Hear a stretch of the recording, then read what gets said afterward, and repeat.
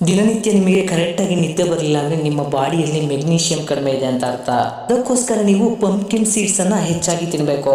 Number 2, ನಿಮ್ಮ ಬಾಡಿಯಲ್ಲಿ energy ತುಂಬಾ ಕಡಿಮೆ ಆಗಿದ್ದು ತುಂಬಾ ಬೇಗ ನೀವು ಸುಸ್ತಾಗ್ತಾ ಇದ್ದೀರಾ, ಹಾಗಾದ್ರೆ ನಿಮ್ಮ ಬಾಡಿಯಲ್ಲಿ ಐರನ್ ಅಂಶ ಕಡಿಮೆ ಇದೆ ಅಂತ ಅರ್ಥ.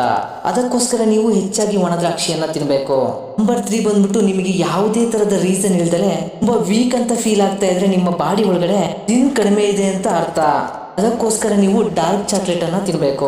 ನಂಬರ್ 4, ನೀವು ಬೆಳಗ್ಗೆ ಎದ್ದ ತಕ್ಷಣ ನಿಮ್ಗೆ ಒಂಥರ ಆಯಾಸ ತರ ಫೀಲ್ ಆಗ್ತಾ ಇದ್ರೆ ನಿಮ್ಮ ಬಾಡಿಗೆ ಪೊಟ್ಯಾಷಿಯಂನ ಅವಶ್ಯಕತೆ ಇದೆ ಅಂತ ಅರ್ಥ. ಅದಕ್ಕೋಸ್ಕರ ನೀವು ಎಳನೀರನ್ನ ಜಾಸ್ತಿಯಾಗಿ ಉಪಯೋಗಿಸಿ. ತಲೆನೋವು ಅನ್ನೋದು ಯಾವಾಗ್ಲೂ ಬರ್ತಾ ಇದ್ರೆ ನಿಮ್ಮ ಬಾಡಿಯಲ್ಲಿ ಸೋಡಿಯಂ ಅನ್ನೋದು ಕಡಿಮೆ ಇದೆ ಅಂತ ಅರ್ಥ. ಅದಕ್ಕೋಸ್ಕರ ನೀವು ಪಿಂಕ್ ಹಿಮಾಲಯನ್ ಸಾಲ್ಟ್ ಅನ್ನ ಯೂಸ್ ಮಾಡ್ಬೋದು.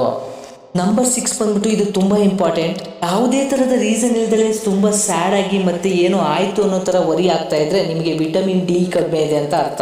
ಅದಕ್ಕೋಸ್ಕರ ನೀವು ಪ್ರತಿದಿನ ಬೆಳಗ್ಗೆ ಒಂದು 10 ನಿಮಿಷದ ಕಾಲ ಬಿಸಿಲಿನಲ್ಲಿ ನಿಂತುಕೊಳ್ಳಿ.